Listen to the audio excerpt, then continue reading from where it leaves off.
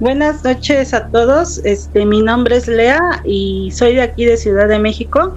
Ya anteriormente había hablado para contar otros relatos, pero hoy voy a hablar de relatos de necro. Espero y les gusten o les llamen la atención y cuando, por ejemplo, cuando desgraciadamente fallece un familiar, tengan ese cuidado, esa atención de ver qué es lo que pasa con ellos. Excelente, amiga. Sí, cómo no recordarte, amiga. Ella nos dio ya un relato, amigos. Si no lo han visto, chéquenlo. Les estoy dejando aquí arriba, en la parte superior derecha, el vínculo al video de relatos en una noche de velorio. Algo así le puse. Está muy interesante, muy entretenido. Y también va a estar, no descarto que va a estar también genial. Amiga, qué gusto recibirte nuevamente, ¿eh? Por ahí tienes unos comentarios muy favorables y me da mucho gusto tenerte otra vez aquí de vuelta. Sí, gracias a todos por comentar y gracias a todos por ver el video y pues continúen viendo este canal. Bueno, pues no hay más que decir, amiga. Empezamos, nada más suscríbanse, comenten, den like y compartan. Eso es de rigor. Bueno, amiga, ¿qué nos quieres contar? Bueno, yo te quiero contar 3 relatos. Uno que nos pasó a nosotros como familia, otro de una conocida con la cual trabajé y otra de un relato que me contó una amiga que era doctora o es doctora. Uh-huh. Pues digo era o es porque con esto del COVID ya no he sabido de ella, espero que esté bien. El primer relato pues es de una niña que se llama Emilia.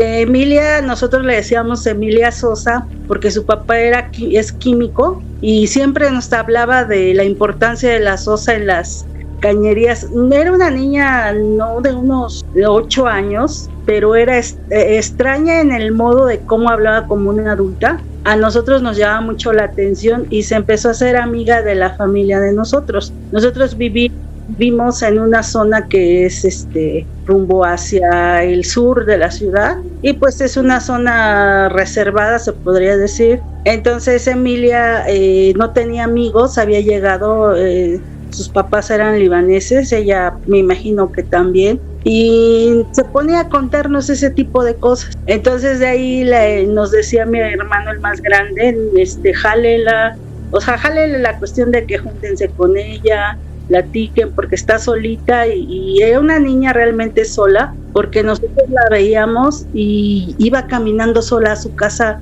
de la escuela a su casa. Como son zonas privadas, ya no pasa el transporte, ya nada, y nosotros la veíamos. Voy a hacer un paréntesis para que más o menos sepan, esta persona a la que voy a comentar tiene que ver mucho hacia la otra parte. Este señor era un doctor, él nos decía que era médico forense y que era muy reconocido. Nosotros nunca lo habíamos escuchado porque en ese medio hay personas que escriben libros, que escriben tesis, que hacen estudios y nosotros nunca lo habíamos escuchado, pero él siempre nos hablaba de que era un médico forense, pero lejos de hablarnos de cosas normales de la medicina forense, nos hablaba muchas aberraciones, muchas cosas retorcidas que a nosotros no nos gustaba. En ese entonces hay varios médicos ahí en la casa y decía uno que es psicólogo, oye, ese señor necesita ayuda psicológica porque su trabajo lo está poniendo loco, ¿no? Sí. Para ese señor siempre que salían los niños de la escuela se paraba en la puerta y se les quedaba viendo. Nosotros pues no lo tomábamos a mal porque no tenía hijos, vivía solo y nosotros lo tomábamos como un medio de distracción para él que estaba y vivía solo.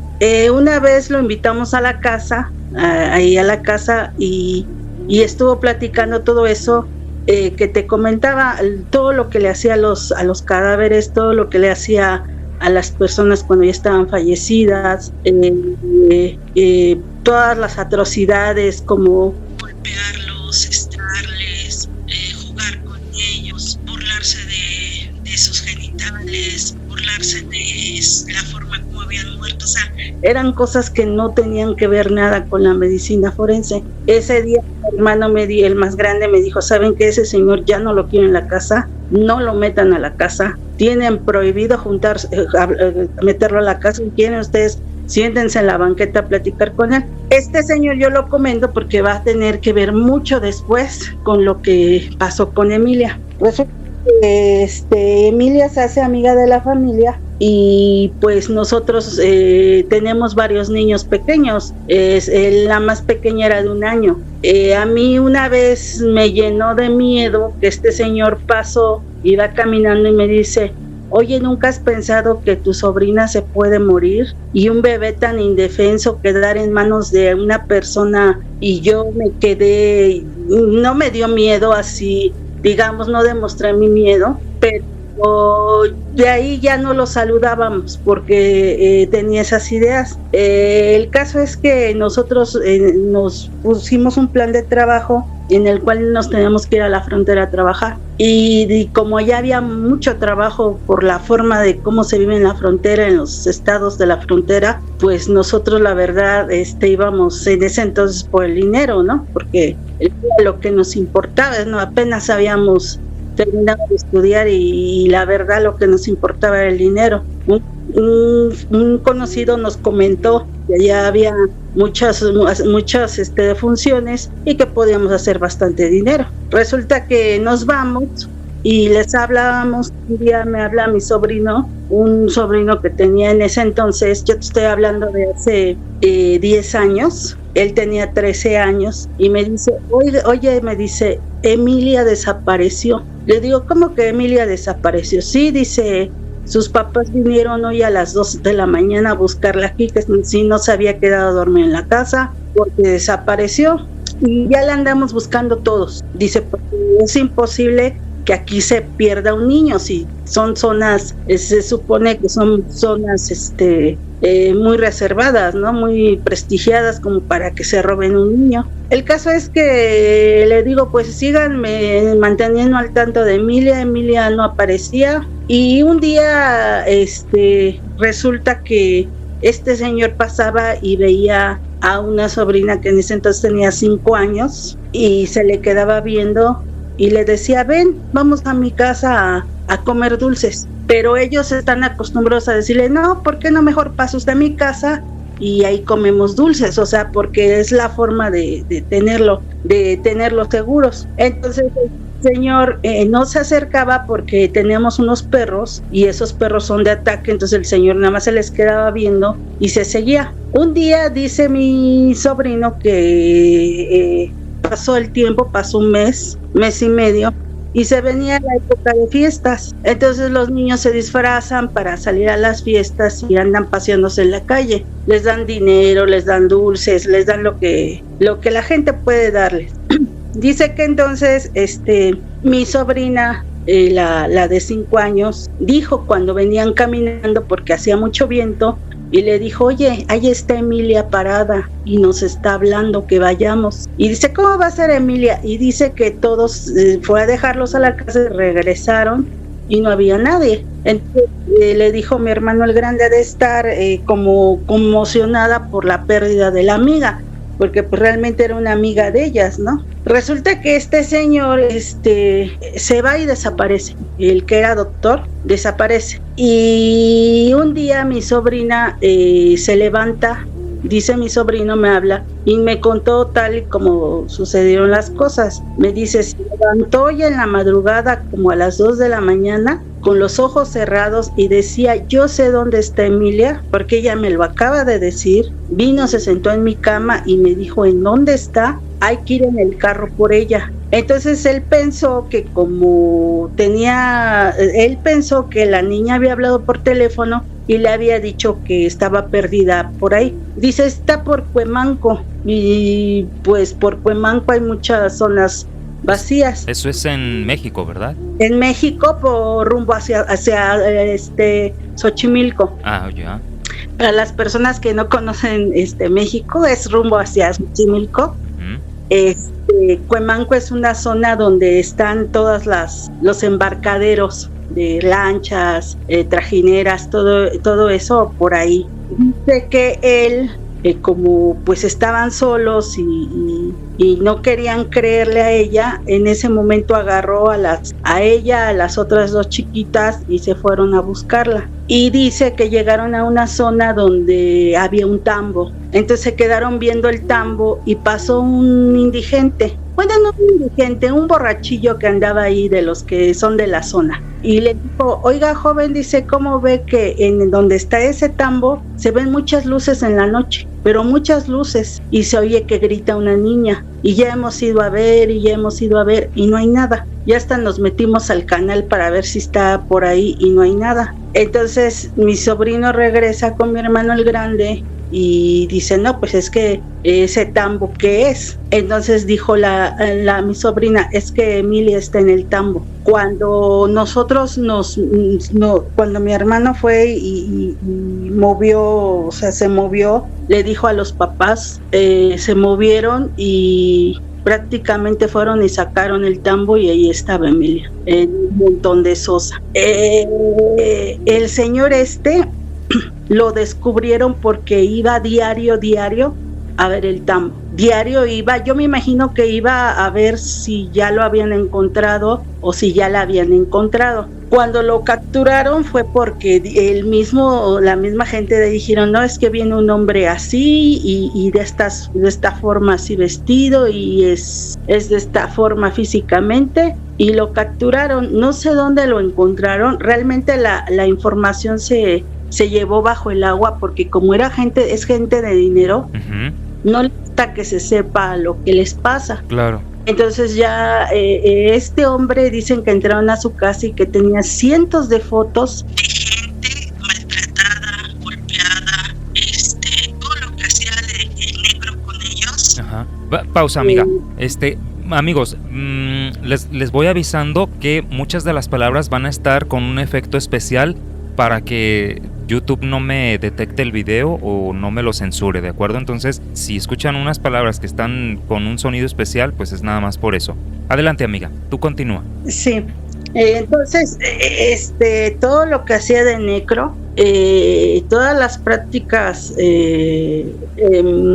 sexuales que tenía con ellos, las tenía en fotos.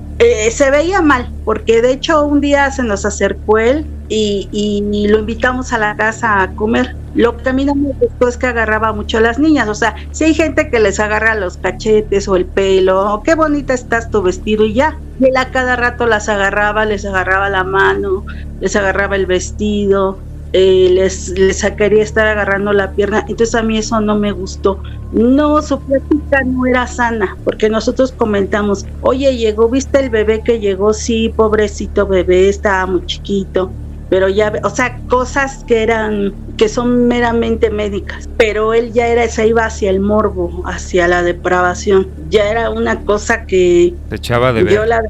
Sí, entonces se le veían los ojos, de hecho, como cuando están desquiciados y hablaba muchas cosas que la verdad, yo un día le dije, ¿y usted dónde estudió, oiga? Porque, o sea, me cayó tan mal que le dije, ¿y usted dónde estudió? Porque la plática que usted tiene es muy enferma como para ser una persona profesionista. A lo mejor y si tienes esas preguntas o tienes esas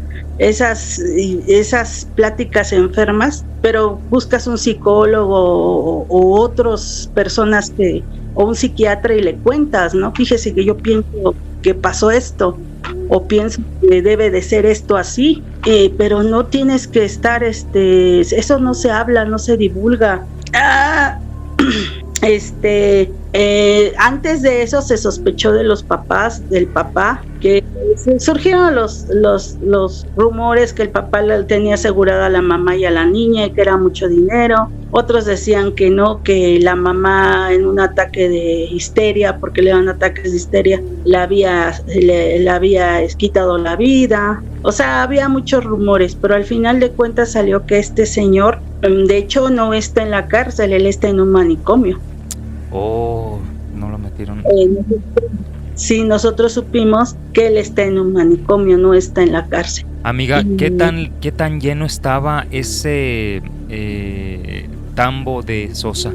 Me decía mi hermano el grande, porque él fue, que dice que estaba a la mitad. La niña no era muy grande, porque estaba un poquito, se veía que no la alimentaban bien. Entonces no era muy grande, no era muy gruesa, era poco. pero ellos sabían que era ella por el vestido que llevaba. Dice, nosotros después comentamos, oye, pero si se deshizo pues el tejido, el hueso, ¿por qué no se deshizo la ropa? O sea, ¿por qué no se deshizo el vestido o la calceta? Entonces nosotros, esos son los temas que nosotros tenemos, ¿no?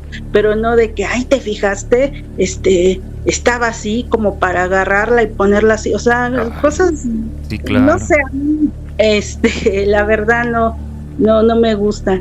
Y después, Emilia, bueno, después ya nos cambiamos de ahí, nos fuimos a otra zona más céntrica, porque mi sobrino dice que un día estaban sentados viendo la tele y que se paró una niña a gritar ahí a la casa, ahí enfrente de y que decía, no sé por qué Dios permitió que me pasara esto a mí, pero empezaba a llorar y a llorar. Y dice que lo que a ellos les dio miedo fue el ladrerío de perros. Pero dice él que no tanto los perros como el gato que se oía. Dice, nosotros no tenemos gatos. Oye, ¿y a qué horas escucharon? ¿En qué momento escucharon eso? Era temprano, eran como las 9 de la noche porque estaban viendo... en ese entonces pasaban un programa que es muy famoso, que no sé si decir el nombre. No pasa nada, dilo. Pasaban Los Simpson y pasaban maratones. Sí. Entonces estaban viendo el maratón de Los Simpson que terminaba a las 10, porque ya empezaba la película y dice que se estaban viendo exactamente eso, el maratón de Los Simpson, y que dice que se empezó a oír así, pero se oía como un gato que gritaba, como cuando un gato está enojado, como cuando está peleando. Dice, pero por aquí no hay gatos. O sea, nosotros sí hay mascotas, porque sí la gente tiene sus mascotas, pero todas están encerradas. Dice, y el gato se oía aquí en la puerta, aquí rasguñaba en la puerta. Entonces... y así que eso gritó. Sí, y dice que a ellos les dio mucha tristeza. Entonces me preguntaba a mi sobrino, ¿por qué pasa eso, no? Porque después yo los veía así como enojados y ¿por qué pasan esas cosas? ¿Por qué la gente es tan mala? ¿Por qué hace eso con los niños? ¿Por qué hace eso con los cuerpos de los niños cuando ya no tienen vida? ¿Por qué hacen eso? Le digo, es que nos falta una cultura de la muerte, o sea, no respetamos, no tenemos esa cultura del respeto. Y como no respetamos, pues se nos hace fácil.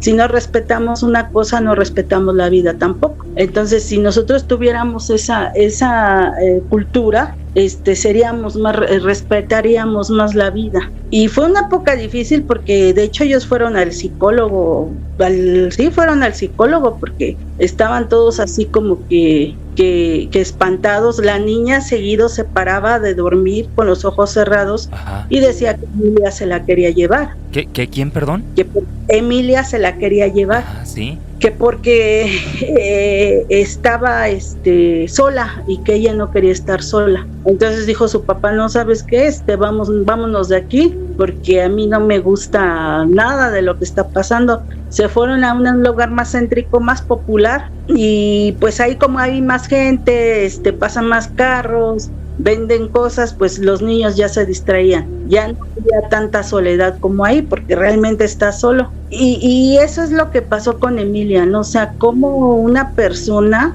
que finge ser profesionista, porque no lo era. Yo hasta ahora en mi mente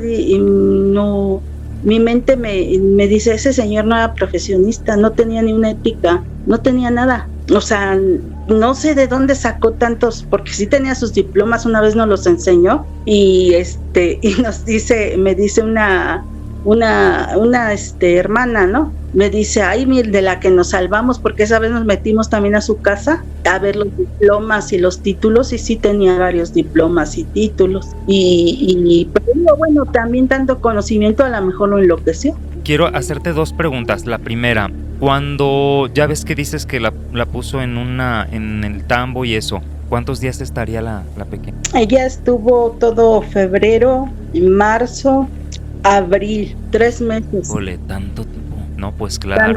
Sí, 3 meses que duró perdida, y que de hecho sus papás se fueron antes de ahí donde vivían, pero nos dice una vecina, bueno, no una vecina, era una de las que trabajan ahí haciendo el aseo en las casas, porque hacen varias casas, que ya le había dicho el señor que su hija llegaba todas las noches a decir, no sé por qué Dios permitió que me pasara eso. O sea, ellos se fueron. Ok, oye, y la segunda, cuando entraron ahí a ver sus diplomas y todo eso, ¿no vieron ese material que tenía de las fotos? ¿Cómo lo encuentran? ¿Dónde estaba?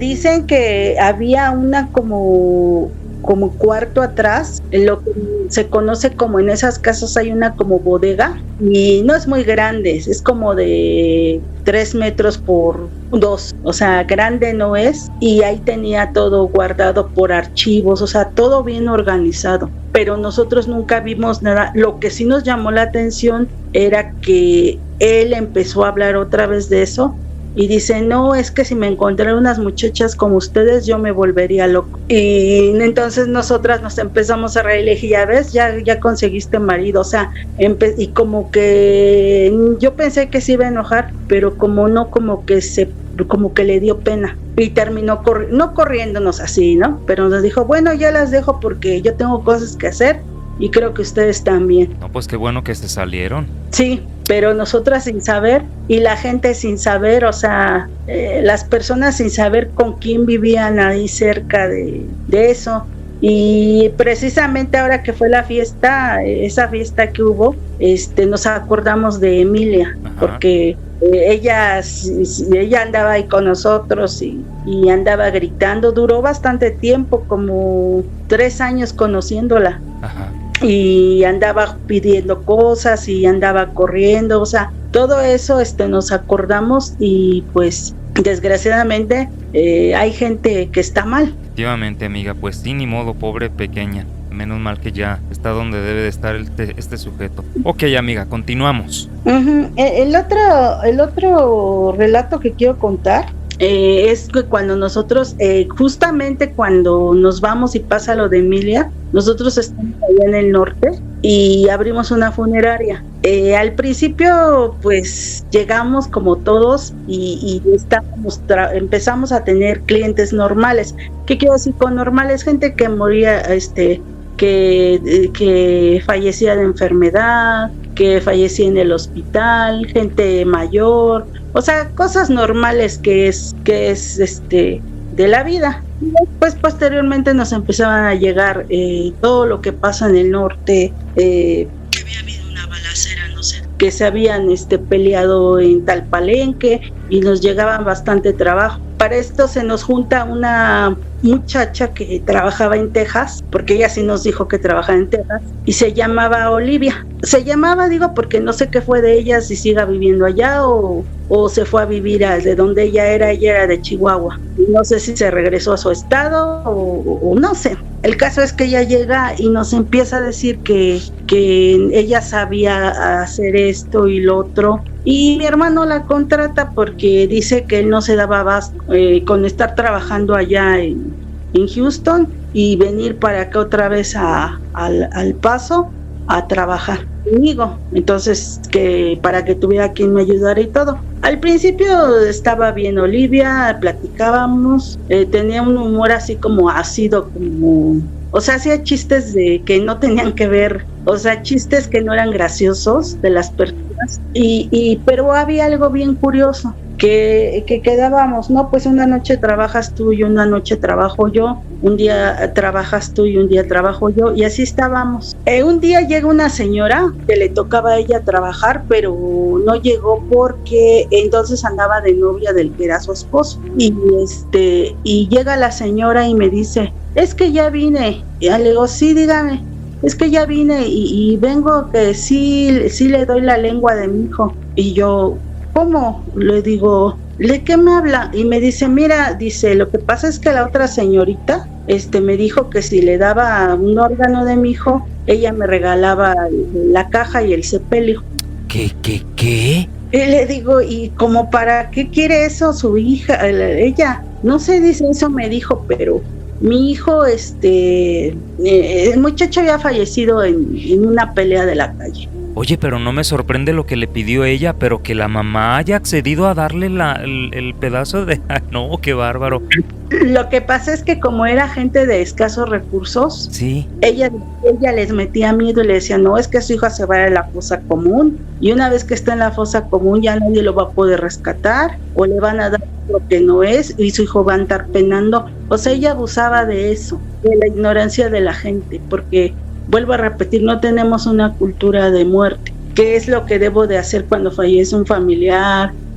¿Por qué debo de hacer esto? ¿Qué no debo de hacer? Por ejemplo, lo que hizo la señora, ¿no? Yo hubiera ido la denuncia, oiga, fíjese que quiere traficar con órganos de mi hijo, y eso no está bien, pero la gente como no sabe, y aparte la señora se veía muy pobre, le digo, mire, le digo, a mí no me dé nada, pero llévese porque curiosamente habían regresado un ataúd que no les había gustado el color y todo, pero que ya estaba manchado. Entonces me dice, no, se lo dejo, porque yo para qué quiero esto en mi casa, deme otro y lo dejo para ver quién lo compra. Y ese día, mire, llévese le digo, total, le digo, si se lleva a su hijo ahorita, llévese y era, pues la caja no era bonita, pero bueno, se lo entrego, y al otro día la espero que llegue y le digo, oye, dime si le entendí bien a la señora, qué es lo que ella me había dicho, la señora. Y me dice, sí, porque yo colecciono todo eso. Tengo una colección donde mi esposo, mi novio y yo vamos a poner un museo. Y como a mí se me hace una cosa muy bonita el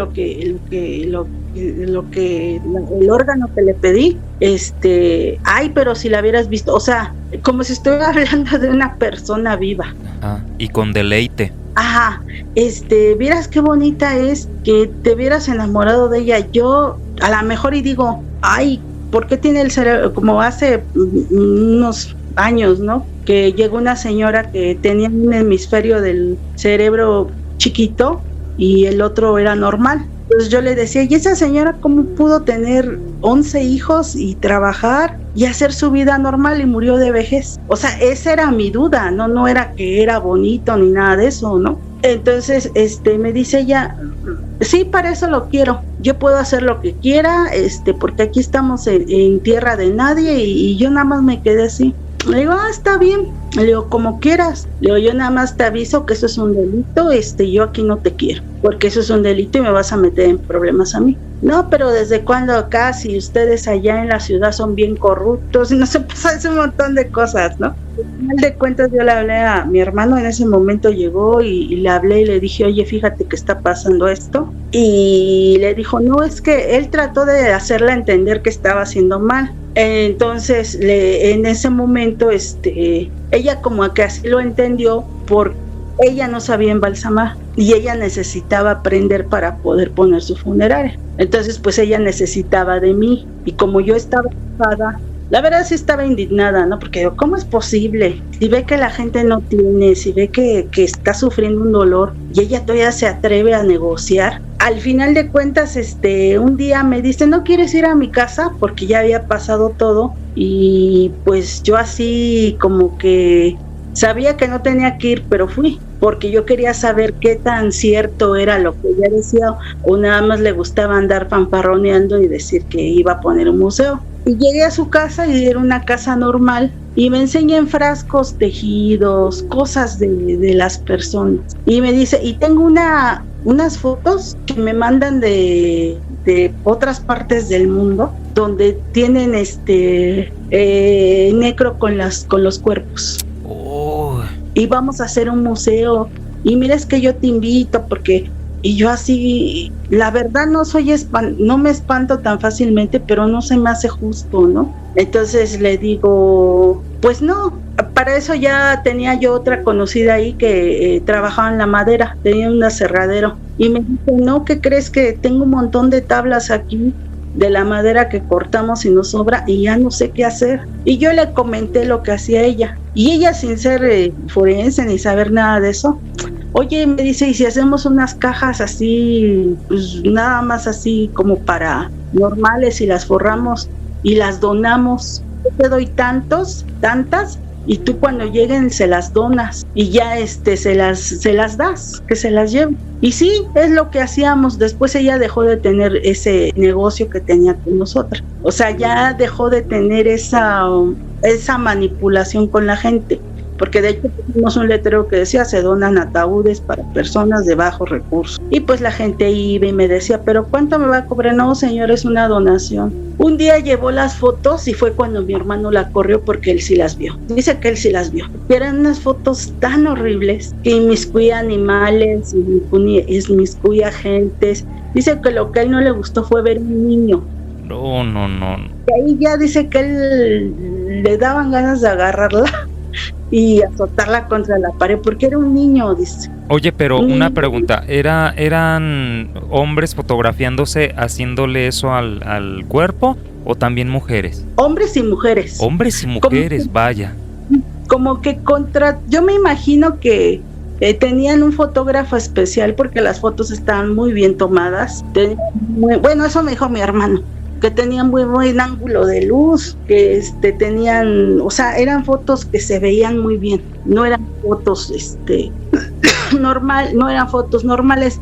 Para esto ella estaba inmiscuida en un grupo de esos delictivos del norte. Ella estaba inmiscuida ahí y me dice mi hermano: ¿qué hago? Le digo: pues córrela. No la corras, dile que había venido otra persona ya, el dueño de allá, y ya no la necesitamos, porque su miedo era que después tomara represalias pues contra nosotros, ¿no? Y sí, así fue. Ella agarró y se quedó pues así como que sí, no la creyó, sí la vio, y ella como que se quería poner a amenazarnos, y le digo: mira, si tú haces algo, yo sé dónde vives y sé lo que tienes en tu casa, así que cada quien por su lado. Ella, yo me imagino que vendía las partes del cuerpo y las fotos, porque llegó a poner una funeraria mucho más grande que la de nuestra, muchísimo más grande, y se casó y todo.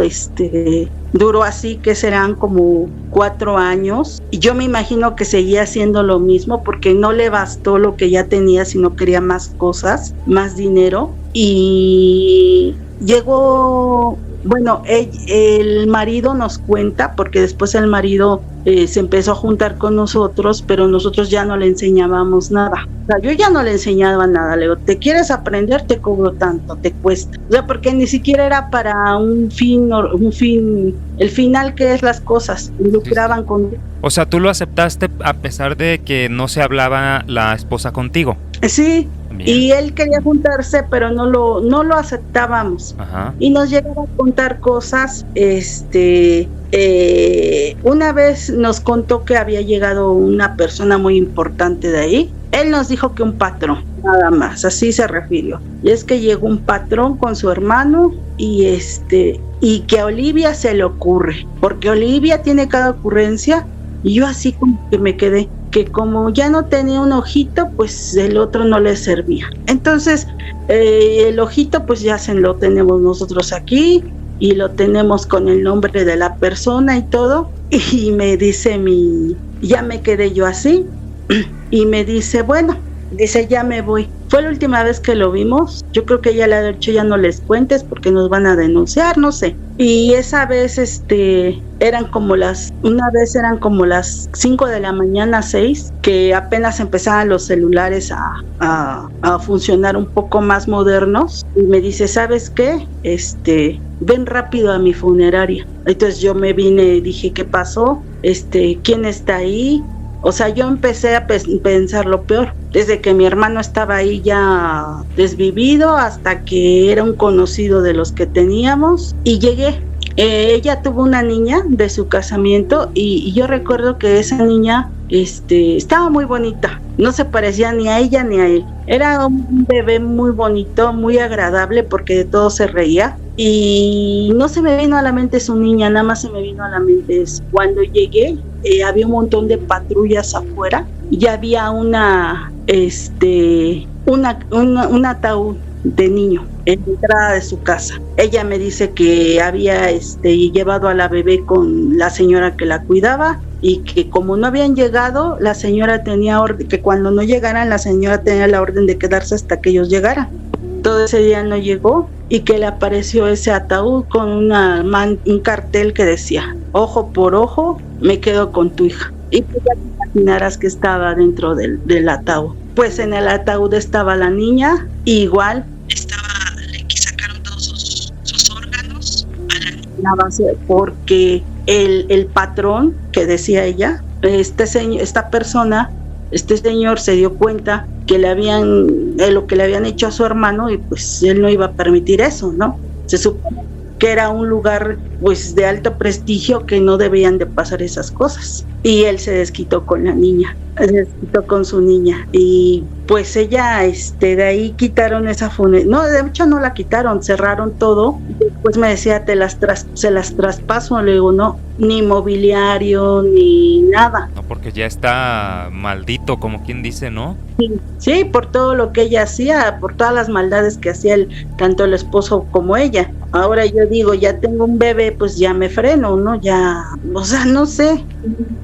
Fue una cosa triste porque era un bebé, o sea, ni siquiera la niña ni siquiera supo ni de qué se trataba ni nada, ¿no? Y y ya después me dice, ya no, es que ya le dije a mis conocidos y yo la verdad ya no la volví a ver. Después tuvimos problemas nosotros por las situaciones que hay ahí, y nos regresamos otra vez para acá, para la ciudad, porque pues aquí no está así tan seguro que digamos, pero está un poco más tranquilo. Oye, amiga, pero qué miedo, ¿no? Tú vas a una casa funeraria pensando que pues ni modo, traes el peso del dolor de tu pariente o de la persona que falleció, porque me imagino que cuando lo dejabas ahí el cuerpo era cuando ellos aprovechaban, ¿no? ¿O qué? Para las fotos y eso. Decían, es que aquí como damos calidad, pues nos tardamos 2 o 3 horas en preparar a su familia. Ellos no decían familiar, ¿no? Pero decían otra palabra, su muertito. O sea, de su familiar. Y ahí es cuando aprovechaban.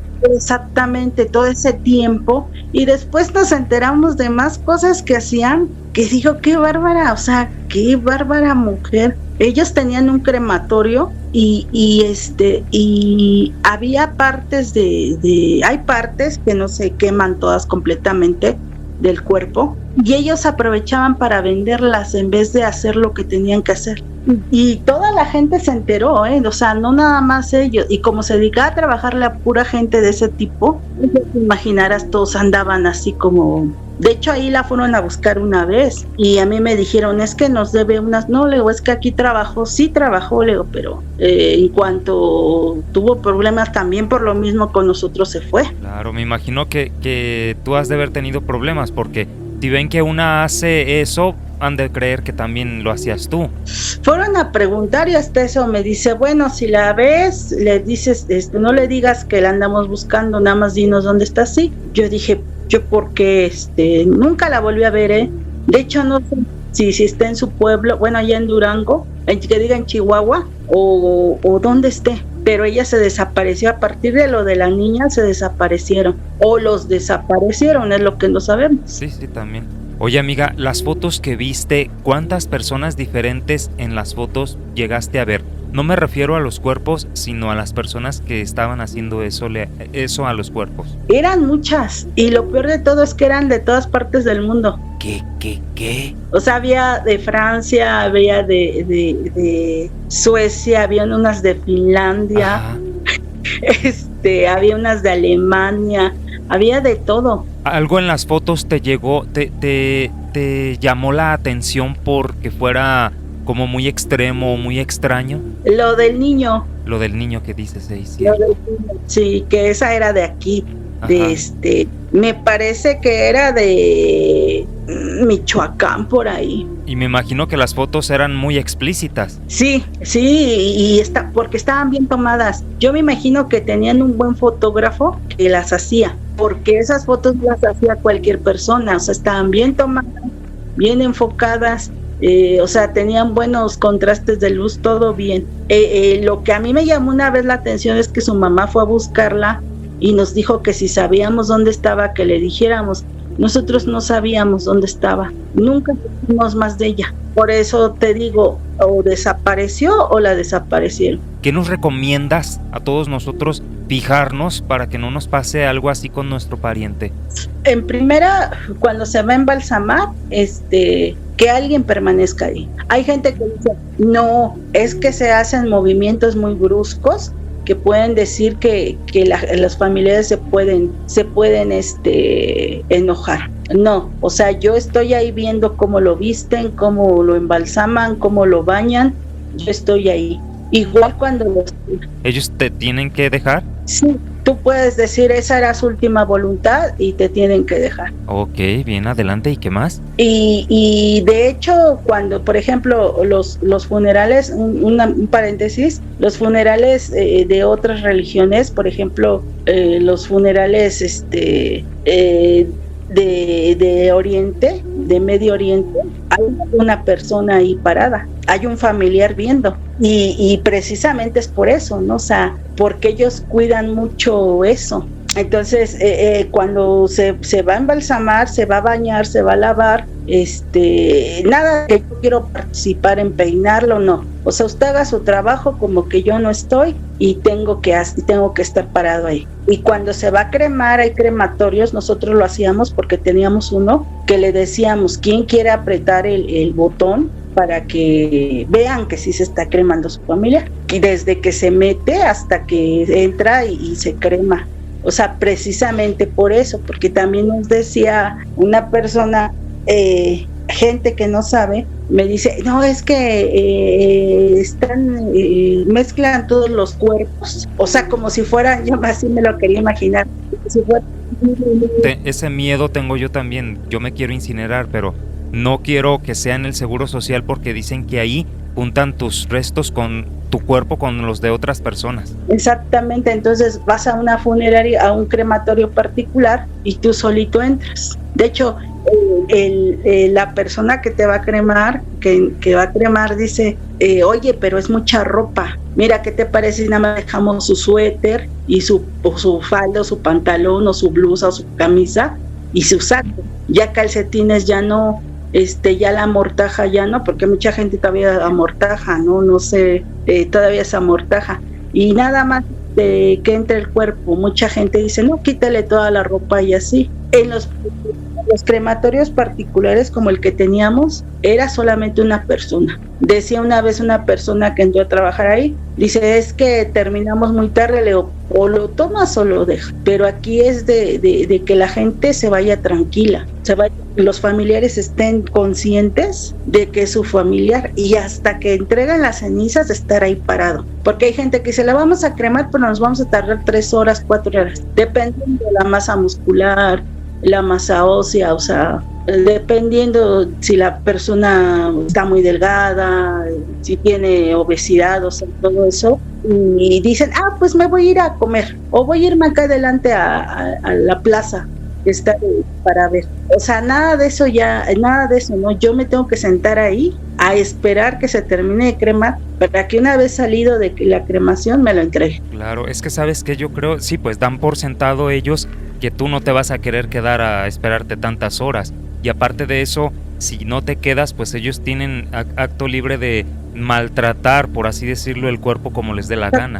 Exactamente, por eso, por eso mismo, yo una vez me comentaban, porque hay una persona, yo comentaba a una persona que por qué tenían en su religión, hay una persona cuidando al punto. Dice, pues para eso precisamente, para que no entren y lo estén viendo, lo estén tocando. O ya ves que no falta el vecinito, la vecinita chismosa de que, vamos a ver cómo quedó, vamos a ver de qué murió, vamos, o sea, no, tiene que haber alguien siempre cuidando, tiene que estar siempre alguien ahí. De hecho, hasta en los funerales no se puede dejar solo, porque pues ya está en su cajita, ¿qué le va a pasar? Y no, o sea, tú tienes que estar ahí, alguien tiene que estar ahí sentado y estar al tanto de las cosas, o sea, estar al tanto del cuerpo de la persona. Sí podría pasar algo incluso en ese momento. ¿Qué podría pasar? Cuéntanos.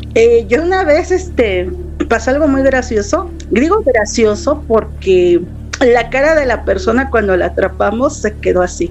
No era algo así de que lo quería abusar, no. El que estaba robando lo que le pusieron, su anillo, su reloj. Pero yo lo digo gracioso porque dicen, yo no vi nada, que había entrado una sombra de luz a la sala de la funeraria. Entonces que todos como vieron esa sombra de luz, no era una sombra, era como una forma amorfa, no tenía forma, no era definida, pero decían que era una sombra porque era del tamaño de la persona. Y todos, cuando se paró, pasó todo, le dio toda la vuelta al ataúd y se salió la sombra, todos se salieron corriendo a ver a dónde se iba. Entonces esta persona fue la única que no se salió, y en lo que ellos iban a ver la sombra, el otro que aprovechó, y lo que no contó es que nosotros ya lo estábamos viendo desde antes.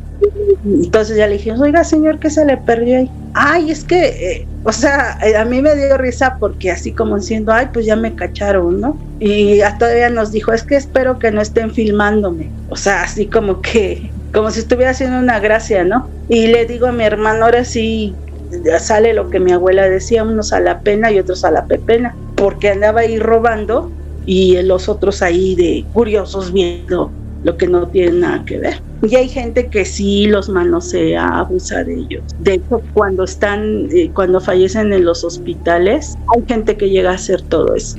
Oye, amiga, una pregunta. ¿Te habrá comentado esa amiga que hacía esto en cuánto lograba venderse cada fotografía? No, porque ella primero nos la puso como que iba a poner un museo, pero nunca nos dijo. De hecho, ella me decía que le guardara los fluidos que salen del cuerpo cuando se embalsama. Primero sacas fluidos y sólidos y todo, y ya después inyectas el líquido. Entonces me decía, guárdame todo eso porque yo lo voy a ocupar para una exposición. Yo sé que eso es un medio biológico súper contagioso. O sea, no sabemos de qué falleció la persona, no sabemos qué otros males haya tenido. Yo te puedo regalar a ti eso. Y nos comentaban que ella vendía todo eso. Me decían, allá les llaman mercados de pulgas, ¿no? No sé, aquí les decimos tianguis, pero ya le llaman el mercado de las pulgas. Y decía un señor, es que se va a los mercados de pulgas a vender todo, pero es un mercado muy especial. Nunca nos dijo dónde estaba el mercado, nunca nos dijo dónde era, nada más nos decía eso el papá, pero nunca nos dijo si estaba en la frontera realmente o si estaba todavía al lado de México, o no sabemos. Mercado de pulgas, vaya. Y que ahí vendía todo. Nunca supimos a cómo daba nada más supimos que la funeraria era de estaba muy bien, muy, muy, muy lujosa. Y ella decía que su patrón, porque así lo llamaba también el señor con el que estaba, trabajaba para él, él se la había financiado, cosa que no es cierto, porque ella no sabía ni embalsamar, entonces pues es difícil. Sí, claro. Oye, amiga, yo digo, a lo mejor no me vas a saber responder o te verías comprometida, pero de pura casualidad, en esto que estás, ¿tú sabrías más o menos entre los dimes y diretes cuál de esta funeraria tiene un poquito de lodo como esto, de las conocidas? Pues es que son varias, más las de, a mí me comentaron que son más las de gobierno. Ajá. Porque como no tienen trabajan por sueldo. Sí, sí. A ellos no les importa lo que pase. Es más, muchos dicen, es que ni me alcanza. Yo siempre vivo correteando la chuleta. Como que yo me doy una idea que son las más... Sí, claro, las de gobierno. Porque ya la de nosotros que tienen tanatoestética, que tienen embalsamamiento, que nosotros mismos firmamos nuestra tesis de embalsamamiento, que puede viajar el cuerpo a otra parte del mundo o fuera del estado del estado donde vive uno, pues ganamos un poco más. Ganamos un poco más en cuestión de que nadie nos apresura, no tenemos ese miedo de que si no saco el trabajo me van a reportar o no me van a jubilar, en fin. Pero yo veo que las que son Todas las del gobierno, las que trabajan por beneficencia, son las más. De hecho, los anfiteatros son los más. Los que más sucede eso. Sí, las de, por ejemplo, ya las de renombre, pues no, porque a ellos les pagan bien y te pueden tardar el tiempo que sé. Yo una vez trabajé en una del gobierno, llegaba el dueño, el encargado como loco, porque son franquicias, como muchas franquicias de comida, así, y esta era una franquicia. Y me decía, rápido, hasta nuestros nama los dedos, rápido, en 15 minutos ya tiene que estar listo. Oh, pues qué precaución va a haber ahí. Exactamente, en 15 minutos ni te bañas, ni te peinas, ni te arreglas. Ahora imagínate 15 minutos mover a una persona, secarla, hacerle todo, bañarla, vestirla, no lo puedes hacer. Entonces, recomendarles a nuestros amigos que mejor una funeraria, pues, no de gobierno, pues. No de gobierno, hay personas que... Yo tengo un conocido que él anda embalsamando en las funerarias, ahí lo llaman, y él de hecho dice, quien guste pasar a ver, puede pasar a ver a los familiares, sí, para que ustedes vean cómo se va a tratar a su familia. Nosotros igual hacíamos. Nosotros dejamos de trabajar cuando el COVID, porque ya de plano ya no se puede, ya era mucho trabajo, y muchos de hecho de la mayoría de los conocidos que teníamos fallecieron porque trabajaron con COVID. Entonces decidimos ya no trabajar con el COVID. Vale. Sí. Pues muy interesante, amiga. Continuamos con la siguiente, a ver. La siguiente es este relato me lo contó una doctora que conozco. Ella es optometrista, y un día siempre nos hablamos. Ese día fue a visitarla y me dice, oye, te veo así como que estás yendo a la escuela, ¿qué estás estudiando? Y ya le comenté, y me dice, fíjate que yo tenía el papá de mis hijos, porque ya falleció, el papá de mis hijos trabajaba aquí en el Estado de México. No, sí me dijo dónde, pero por precaución pues no puedo decir. Y me dice, pero era bien malo con las personas, dice, con los cuerpos de la gente, les pegaba, los maltrataba. Luego hasta yo ya dejé de vivir con él porque me comentó una persona que era necro, que como ahí nadie los cuida, nadie los ve, pues era muy grande el lugar, el anfiteatro, y como nadie los ve, pues ya hacía lo que quería con ellos. Entonces muchas veces le reclamaban porque le decían, oiga, pero mi familiar no venía con este moretón. Sí, pero pues ahorita ya usted qué sabe si usted no estudió, y además la gente cuando fallece cambia, y empezaba a discutir. Entonces me dijo que él era muy malo, de por sí era muy malo, desde que vivía con ella la maltrataba y todo eso, y decidió dejarlo. Un día llegó una persona, y era una persona de esas malosas de la calle. Era tan maloso que cuando, no sé si se pueda decir, bueno, voy a decir, cuando las personas tienen SIDA, el cuerpo te ponen una banda grande como la de la Miss Universo, y dice la enfermedad que tienes, para que tengas cuidado de tratar con él. Entonces él, como ya veían que era tan malo, a todos le caía mal, a todos, donde trabajaba, le quitaron la banda a esta persona. Le quitaron, es de papel, ni siquiera es de tela, es de papel, la rompieron, se la quitaron y se lo dejaron a él, porque era el que les hacía las autopsias. Pero antes de hacer la autopsia, pues empezó a hacer lo mismo, empezó a pegarle, empezó a gritarle, empezó a hacer lo que hacía, y tuvo relaciones con él. Y ya de ahí agarró y empezó a hacer la autopsia, y curiosamente no sabe cómo, no entiende cómo la señora, bueno, eso le dijo así, él: no entiendo cómo se me encajó un pedazo de costilla en el brazo, costilla del difunto en el brazo. Cuando le estaba haciendo la autopsia y entró en la caja torácica, los huesos, las costillas, entró para las costillas, dice que le cortó, que se astilló con ella en el brazo, pero se le metió más de la mitad de la costilla. Entonces todos le empezaron a decir, no, es que ve al médico, que mira cómo estás, que no, yo así me quedo, que qué me va a pasar a mí, que bueno, empezó ahí a alardear. Y esta persona curiosamente empieza a enfermarse. Y un día se levanta y ve su brazo y lo ve negro, pero así negro de como cuando se gangrenan los miembros, y fue al doctor y le cortaron el brazo. Y así empezaron a cortarle partes de piel, partes de hueso, partes de pierna, o sea, cosas así. Y en esa le salió que ya tenía el VIH, ¿no? Ajá. Era VIH, no era. Tida. Entonces, terminó mal, nadie lo quería cuidar, pero dicen que era algo muy, muy especial porque cuando él estaba enfermo vivía solo y de repente llegaba alguien y llegó un día ya con sus hijos y que le dijo, ¿con quién estás? Le dijo, ¿con quién estás, Lalo? Porque le decía Lalo de cariño. No, dice, yo estoy solo. ¿Cómo vas a estar solo? Dice, si ahorita que veníamos estaba un hombre parado atrás de ti. Es un hombre sin pelo, es así, medio joven. Y dice que él nada más se quedaba con los ojos abiertos, así como asombrado, impactado.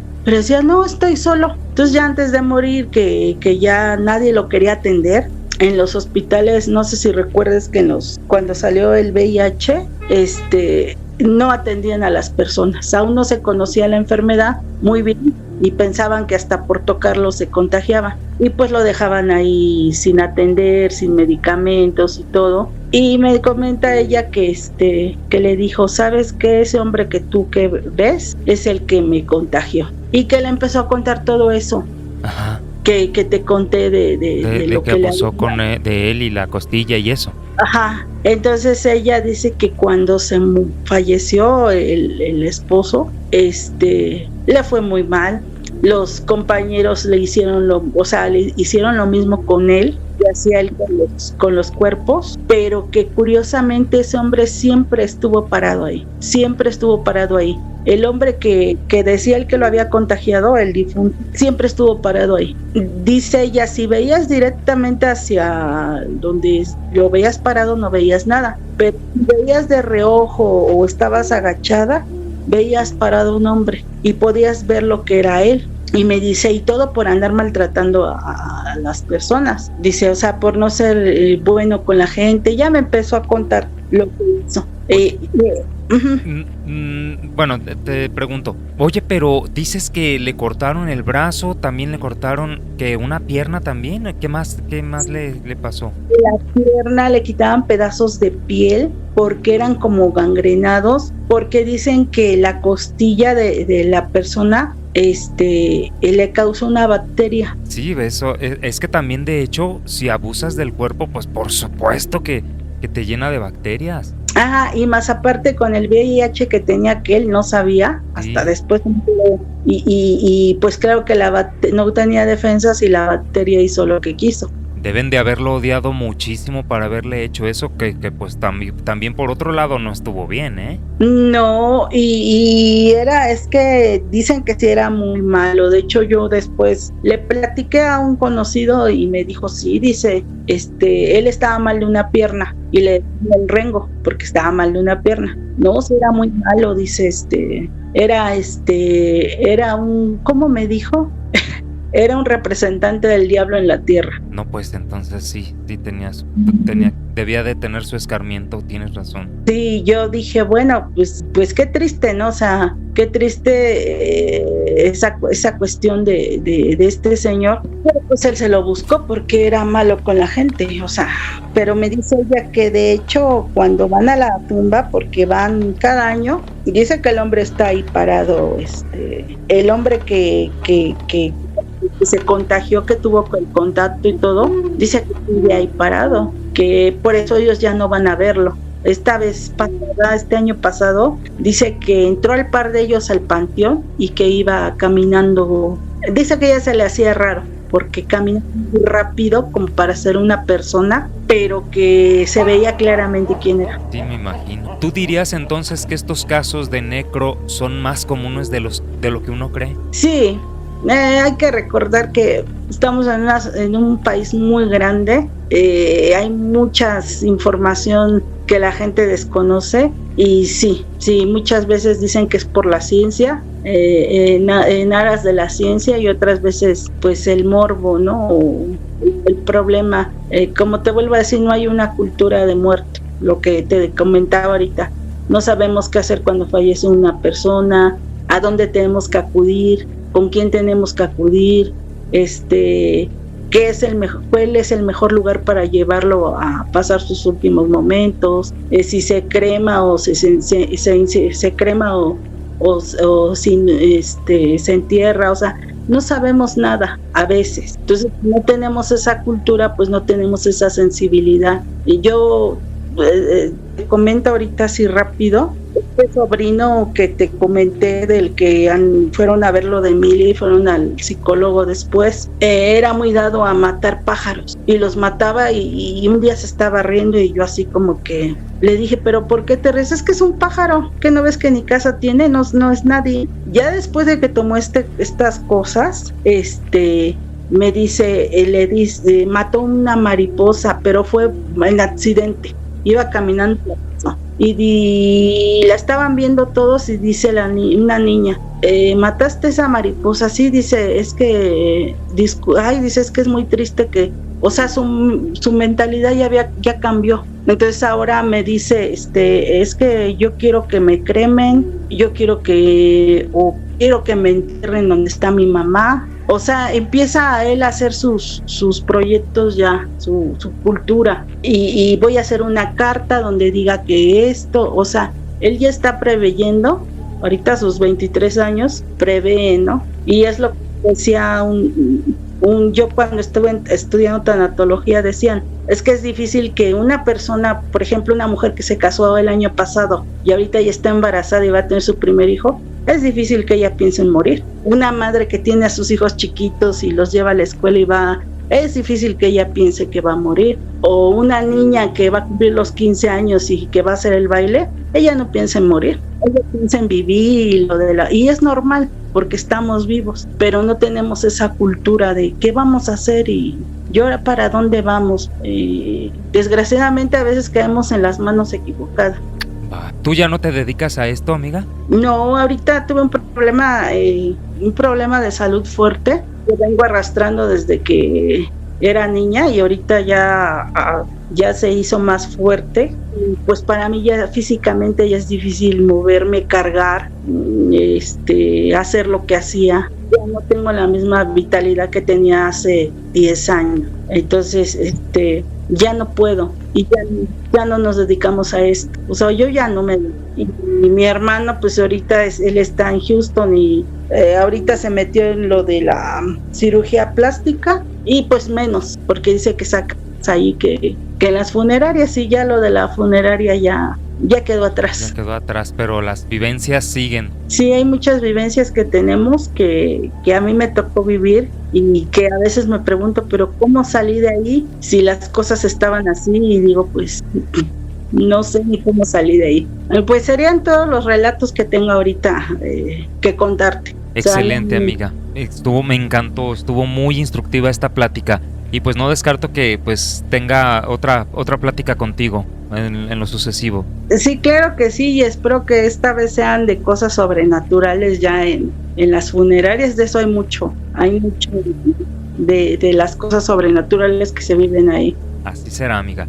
Bueno, pues te mando un abrazo, querida Lea, un abrazo hasta allá, hasta México, que pases buenas noches. Gracias, igualmente, que estés bien. Hasta luego. Hasta luego, no me cuelgues, déjame cerrar sesión. Amigos, cuídense mucho, nos vemos en el siguiente relato de tu canal Obsesionado con el Terror.